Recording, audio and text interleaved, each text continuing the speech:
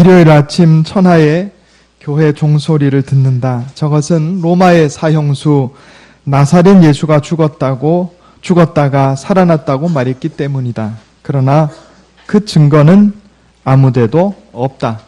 이 말은 신은 죽었다라고 외쳤던 19세기의 철학자 니체가 한 말입니다. 수년 전에 돌이라고 하는 호를 쓰는 어느 교수님이 어느 세미나에서 십자가와 부활이 없는 기독교가 가능하지 않겠는가, 이런 제목으로 강연을 한 것을 제가 본 적이 있습니다. 이분은 기독교, 유교, 불교, 도교에 관해서 나름대로 공부하고 또 텔레비전에 출연해서 강의도 하고 그러시는 분이에요. 다재다능하시고 공부 많이 하셨는데, 모르겠어요. 다른 부분은 모르겠는데 기독교에 관해서는 이분의 주장을 제가 직접 텔레비전을 시청해서 들어봤는데, 우리끼리 세상 말로 하면 기독교를 야매로 공부하신 것이 분명하다, 이런 생각을 제가 했습니다. 다른 종교는 모르겠어요. 뭐 불교나 유교, 도교 그런 부분은 그분이 저보다 공부 많이 하셨겠지만, 적어도 기독교에 관해서는 제가 그분보다 공부를 많이 했습니다. 제가 학위는 못 받았지만 과정은 다 밟았어요. 근데 이분이 하시는 강연을 보니까 기독교 전체 중에 극히 일부분을 공부하시고 이 극히 일부분의 주장을 마치 전체 기독교의 이야기인 양 하시는 것을 제가 봤어요. 이분이 하시는 이야기가 신약 성경에 예수님의 어록인 Q 자료가 있고 예수님에 관한 이야기가 있는데, 그러니까 신약을 둘로 나눈 거예요. 예수님 말씀 자료, Q 자료. Q 자료라고 하는 것은 독일어로 쿠벨레라고 하는 말입니다. 신학 공부하는 사람 다 배우는 거예요. 예수님께서 말씀하신 그 말씀을 어록으로 남겨놓은 것이 있었다라는 것을 가정한 겁니다. 뭐 그런 책이 발견된 게 아니에요. 성경을 연구하다 보니까 아마도 예수님의 말씀만을 모아놓은 어록 자료집이 있었을 것이다. 그것을 우리가 쿠벨레, Q 자료라고 하자, 이렇게 약속을 한 것뿐이에요. 그런데 이분이 Q 자료가 있고 예수님에 관한 이야기 자료가 있는데, 이 중에 예수님의 말씀 자료만 우리가 성경으로 받아들이고 예수님에 관한 이야기, 예를 들어서 예수님께서 무리를 걸으셨다거나 예수님께서 죽은 자를 살리셨다거나 십자가에 죽으셨다가 부활하셨다거나 이런 이야기들은 사실 믿기 어려운 이야기니까 빼버리자.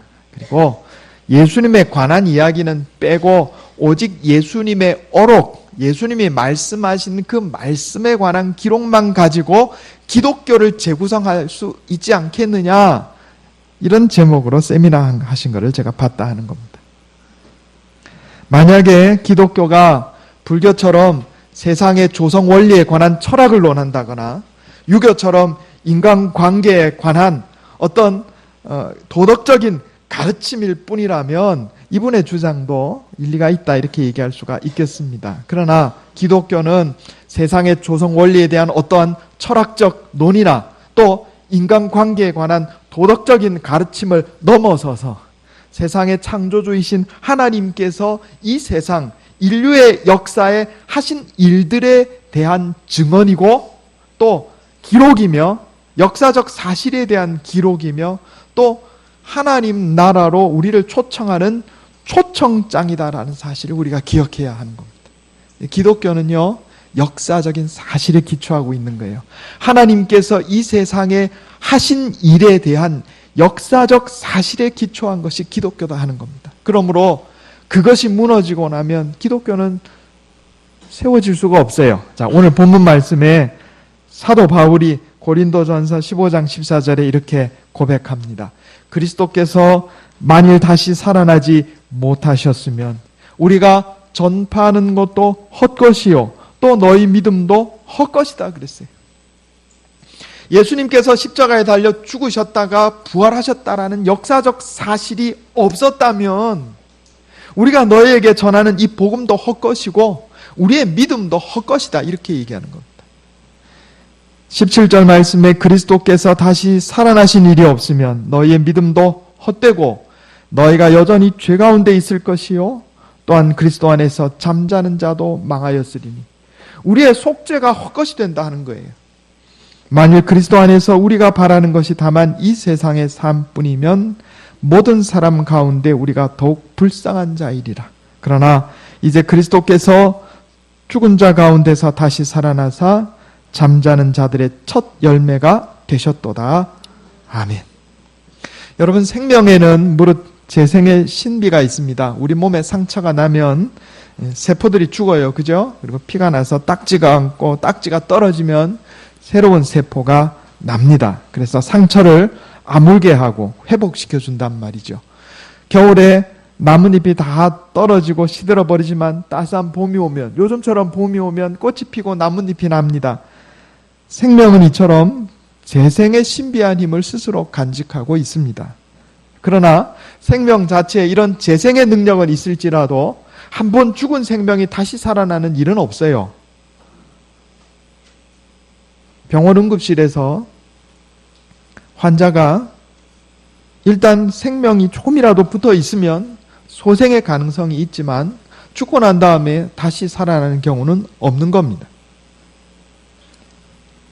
그러나 그래서 많은 사람들이 세상에 부활은 없다, 그런 일은 없다 이렇게 생각해요. 그러나 이 세상을 창조하시고 만물을 만드신 하나님에게는 모든 것이 다 가능합니다. 우리가 이것을 믿어야 하겠습니다. 사실요, 이 세상은요 기적으로 가득합니다. 우리가 부활절에 계란 나눠드리잖아요. 생계란을 딱 날계란을 깨서 후라이팬에 후라이 해먹으면 이게 얼마나 맛있습니까? 그런데 이것을 따뜻한 곳에 섭씨 한 40도 정도 되는 곳에 보름 정도 두면 이게 병아리로 바뀌어가지고 나와요. 이것이 기적이 아니고 무엇이 기적입니까? 이걸 가지고 과학적으로 증명할 수 있나요? 이것을 사람이 흉내내어서 단백질 조합해가지고 따뜻한 데 둬가지고 생명이 깨어나게 할 수 있습니까? 이것이 기적이 아니고 뭐가 기적이란 말입니까? 사실은 우리가 이 세상에 일어나는 모든 기적들도 다 이해하지 못해요. 상처가 난 것이 재생되는 신비도 우리는 이해할 수 없어요. 그것을 우리가 흉내낼 수도 없어요. 그렇지 않습니까? 하나님께서 생명의 창조주이시요 하나님께서 세상의 주관자이십니다. 사람에게는 불가능한 일이고 없는 일이지만 그러나 하나님에게 죽음에서 부활하는 것이 가능하다. 이것을 우리가 기억해야 하겠습니다. 어쩌면 재생의 신비, 사람이 잠들었다가 다시 깨나는 것, 또는 상처난 것이 재생돼서 새롭게 회복되는 것, 이런 것들이 부활이 있음을 증명하기 위한 일종의 은유, 메타포로 하나님께서 남겨놓으신 것이 아닌가, 이런 생각도 우리가 해보게 됩니다. 그리고 역사적으로 단 한 번 생명이 완전히 꺼졌음에도 불구하고 다시 완전한 생명체로 부활한 예가 단 하나 있는데 그게 바로 예수 그리스도의 부활입니다.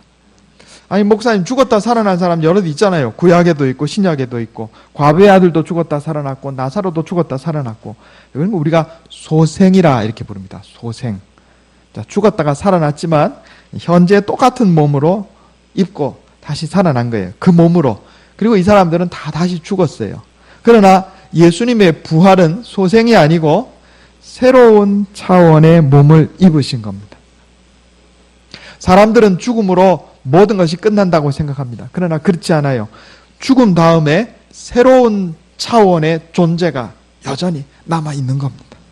이걸 우리가 기억해야 됩니다. 죽는다고 끝나는 게 아니에요. 아니, 어떻게 죽는다고 모든 것이 끝난다고 믿을 수가 있어요? 이 세상이 얼마나 신비한지 몰라요. 우리가 아는 것은 극히 일부일 뿐이에요. 정말로 사람이 죽으면 끝인가? 한번 연구해 보세요.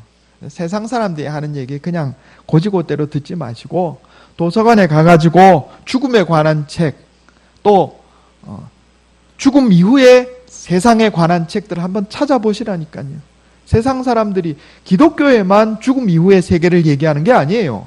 세상 사람들이, 과거의 사람들이 바보라서 부활을 믿었느냐? 그렇지 않습니다.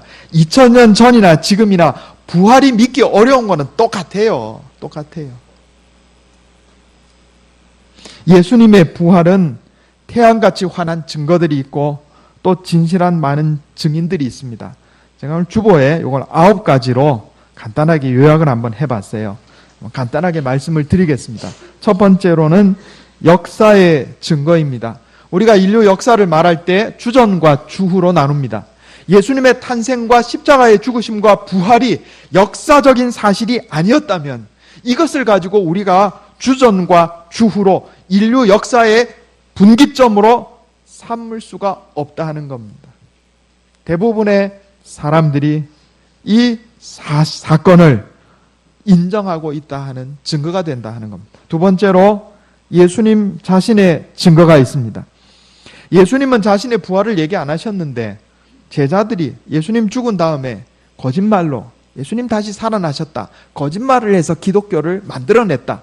이것이 가능하지 않은 것은 이미 예수님께서 십자가에 달려 죽으시기 전에 자신이 죽은 이후에 부활할 것을 수차례 제자들에게 말씀하셨어요.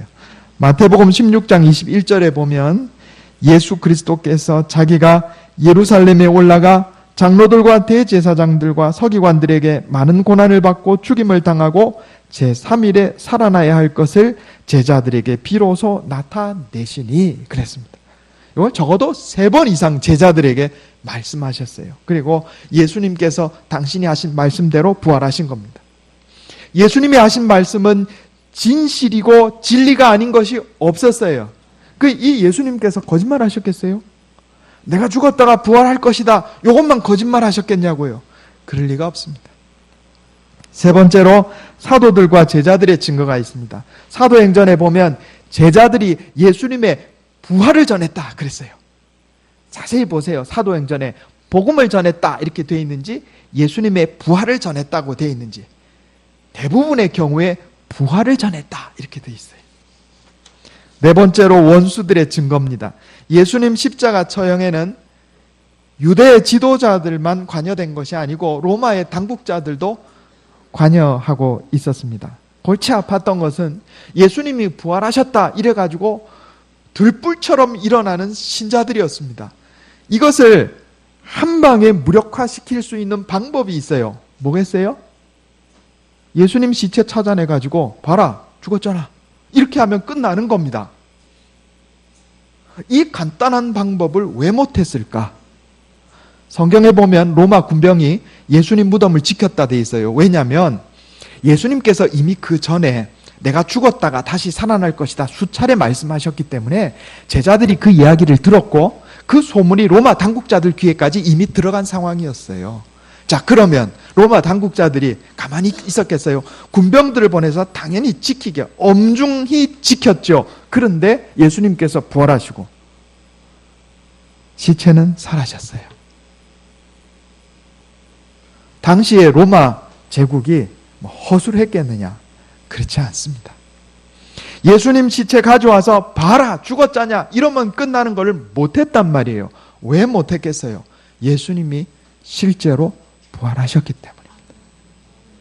다섯 번째로 군중들의 증거가 있습니다. 예루살렘 사람들이 예수님 예루살렘 성으로 올라가실 때 호산나 다윗의 자손이여 우리를 구원하소서 찬양을 했어요. 그런데 얼마 후에 예수님께서 십자가에 죽으셨단 말이에요. 그 실망과 허탈감이 얼마나 컸겠습니까? 그런데 그 군중들이 갑자기 돌변해서 50일 후에는 부활하신 예수님에 관한 메시지를 듣고 수천 명이 회개하고 돌아왔습니다. 이게 설명이 가능합니까? 불가능한 이야기. 심리학적 증거가 있어요. 예수님 십자가에 달려 죽으실 때 제자들이 예수님 죽이려면 나도 죽여라. 그리고 로마 당국자들 앞에 가서 나도 죽여라. 그래가지고 용기 있게 가서 데모했나요? 아니에요. 다 도망갔어요. 예수님 참 얼마나 배신감 느끼셨을까 제가 그런 생각을 해요.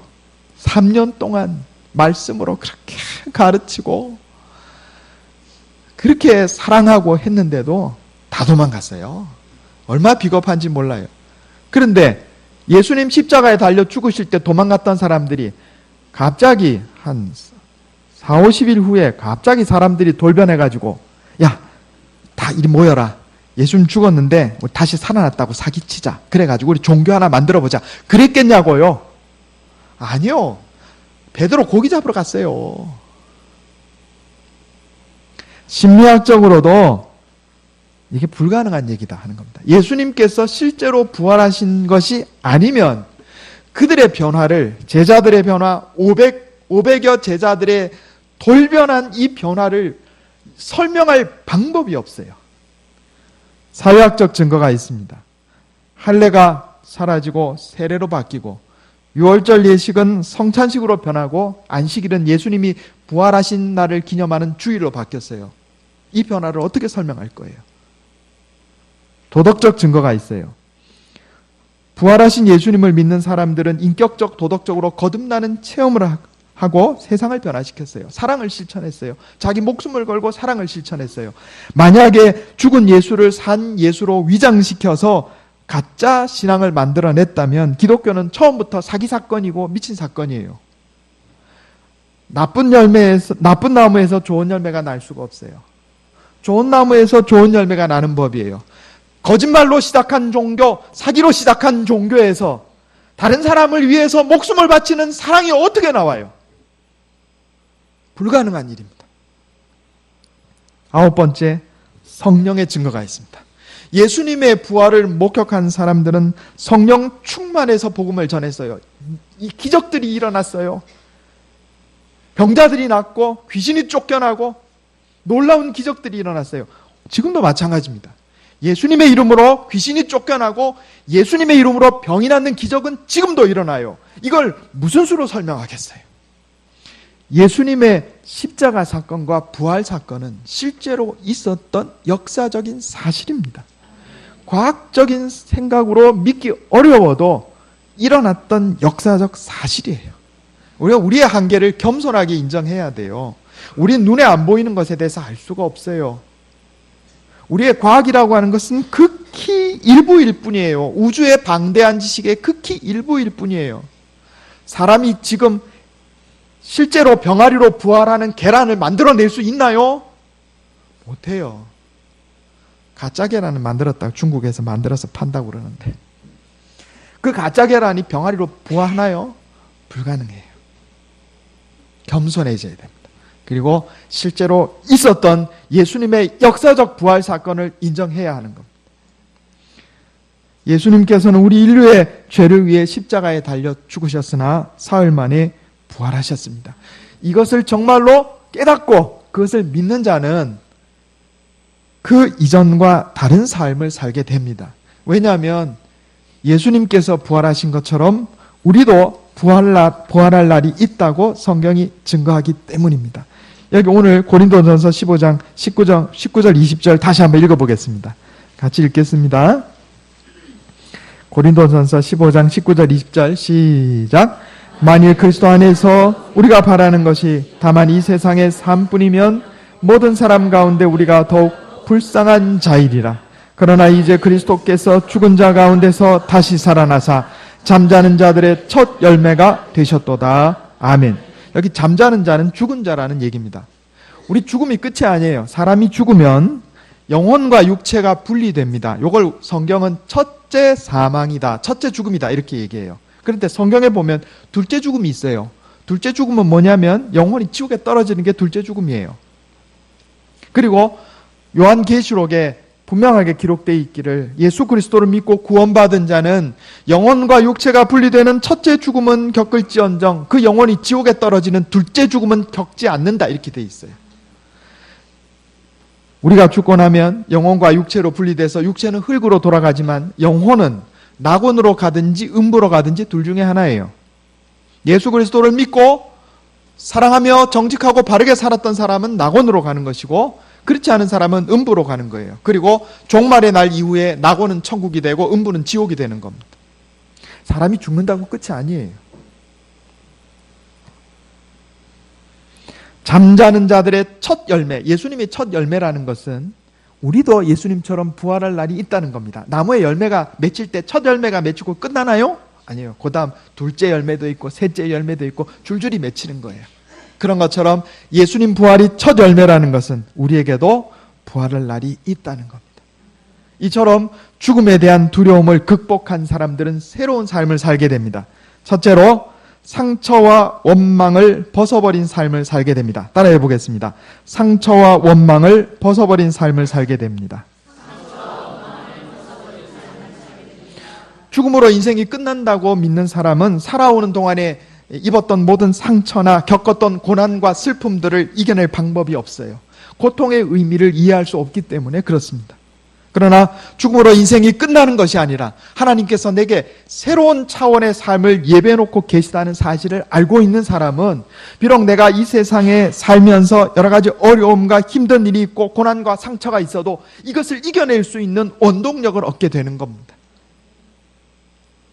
등산 얘기를 제가 전에 말씀드린 적이 있어요. 저는 등산 별로 안 좋아합니다만 등산 좋아하시는 분들은 막 몇 시간씩 산을 타고 그러잖아요. 등산 갔다가 돌아갈 집이 없는 사람이 등산이 즐겁겠습니까? 노숙자가 등산을 하면 등산이 즐겁겠습니까? 아니에요. 왜 등산이 즐거워요?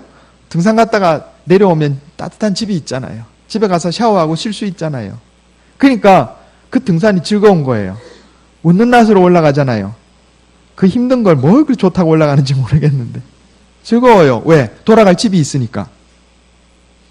우리에게 돌아갈 영원한 본향이 있다는 사실을 정말로 깨달아 알고 있는 사람은 이 세상 삶이 이런저런 어려움이 있고 힘든 일이 있어도요, 내가 하나님께서 내게 주신 그 사명을 완수하는 재미로 기쁨과 즐거움에서 살 수 있어요. 그것이 부활을 믿는 사람과 그렇지 못한 사람의 차이로 나타난다 하는 겁니다. 부활의 소망을 가지고 사는 사람은 죽음에 대한 두려움에서 벗어나게 됩니다. 히브리서 2장 15절에 우리 주님께서 십자가에 달려 죽으셨다가 부활하신 것은 죽기를 무서워함으로 한평생 매여 종노릇하는 모든 자들을 놓아주려 하심이다. 이렇게 기록되어 있어요. 두 번째는 자족하는 삶을 살게 됩니다. 따라해 보겠습니다. 자족하는 삶을 살게 됩니다. 성경은 탐욕이 죄의 근원이라 이렇게 말씀합니다. 야고보서 1장 15절에 보면 욕심이 잉태한 즉 죄를 낳고 죄가 장성한 즉 사망을 낳느니라. 탐욕이 죄를 낳고 죄가 자라면 죽음이 된다. 이렇게 말씀합니다. 영원한 죽음. 요한 1서에 보면 사람을 하나님과 원수지게 하는 것은 육신의 정욕과 안목의 정욕과 이생의 자랑이라 그랬어요. 아담과 하와도 탐욕 때문에 타락했어요. 우리가 이 세상이 끝이고 다음 세계가 없다고 생각하는 사람은 이 세상의 것에 집착하고 탐욕을 부립니다. 그러나 이 세상은 잠시 잠깐이요 우리에게 영원한 세상이 남아있다는 사실을 깨닫고 아는 사람은 사라져 없어질 이 세상 것에 집착하지 않아요. 탐욕을 부리지 않는다 하는 겁니다. 그러니까 내게 있는 것에 만족하며 살아요. 사람에 대해서도 탐욕 부리지 않고 물질에 대해서도 탐욕 부리지 않고 지위나 명예, 권세에 대해서도 탐욕 부리지 않아요. 이건 잠시 잠깐 지나가는 것이라 생각하기 때문에 그래요. 이게 자족하는 삶이에요. 따라해 보겠습니다. 자족하는 삶. 자족하는 삶은 내 아내가 내가 보기에 좀 부족해도 하나님 내게 주신 이유가 있지. 내가 사랑하며 살아야지 이렇게 생각해요. 내 남편이 꼴보기 싫어도 하나님 내게 주신 이유가 있지. 자족하며 살아야지. 그리고 사랑하며 살게 되는 거예요. 내 자식이 좀 부족해 보여도 탐욕 부리지 않아요. 재물이 좀 부족해도 탐욕 부리지 않고요. 그 안에 만족하며 기쁨으로 살아요. 자족하는 삶을 살게 돼요. 그래서 내 마음속에 탐욕이 가득하고 지금은 더 부족하고 내 안에 보면 부족해 보이고 다른 여자가 더 멋져 보이고 다른 남자가 멋져 보이고 다른 자식이 부러워 보이고 돈 많은 사람이 부러워 보이고 믿음이 아직 성숙하지 못한 사람이에요. 내게 있는 것에 감사하고 자족하며 살게 된다 하는 겁니다.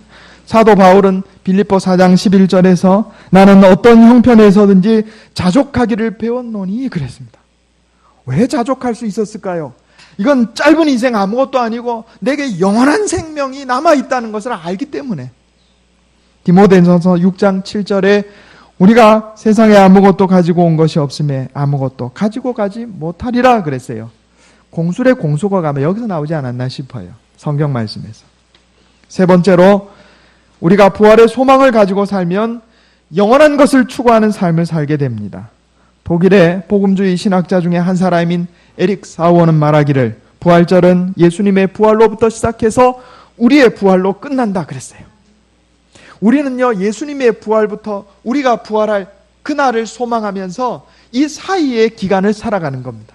예수님의 부활로 확신을 얻고 우리가 부활할 그날을 소망하면서 내게 주어진 이 삶 가운데 원망과 불평과 상처를 벗어버리고 하나님 내게 주신 사명을 감당하며 자족하는 삶을 살게 된다 하는 거예요. 18세기 영적 부흥운동의 선봉에 서 있던 조지 휘필드 목사님은 나는 녹슬어 없어지기보다는 닳아 없어지기를 원한다 그랬어요. 무슨 얘기예요? 나이가 들어서 몸이 말을 듣지 않고 녹쓰는 것 같지만 그러나 나는 하나님의 손에 붙들려서 하나님 내게 주신 사명을 감당하기 위해서 닳아질지언정 녹슬지는 않겠다 이렇게 얘기하는 겁니다. 얼마나 멋진 삶입니까? 영적인 것을 추구하는, 영원한 것을 추구하는 삶을 살게 되는 겁니다. 사도 바울은 로마서 8장 18절에서 생각건대 현재의 고난은 장차 우리에게 나타날 영광과 좋게 비교할 수 없도다 그랬습니다. 죽음이 끝이 아니에요. 우리에게 다음 차원의 세계가 기다리고 있어요. 그리고 분명히 예수님께서 부활하신 것처럼 우리도 부활할 날이 있다고 성경은 말씀합니다. 여러분, 우리가 이 세상 살아가면서 나를 얽어매는 모든 두려움과 상처와 슬픔과 고통을 벗어버립시다. 내게 있는 것으로 자족하며 삽시다. 하늘에 있는 영원한 것을 바라보면서 하나님 기뻐하시는 삶을 삽시다. 그래서 우리 주님 부활하신 것처럼 우리도 부활할 그날에 기뻐 뛰며 찬양하며 주님 은혜 안에서 복락을 누리는 저와 여러분 다 되시기를 예수님의 이름으로 축원합니다. 기도하겠습니다. 하나님 아버지 감사합니다. 우리 주님께서 부활하신 것이 역사적 사실이며 진실이며 진리임을 깨닫게 해주시니 감사합니다. 우리의 믿음이 이 사실에 기초하게 하시고 하나님 우리가 이 세상 삶을 살면서 부활을 소망하며 살게 해 주시옵소서.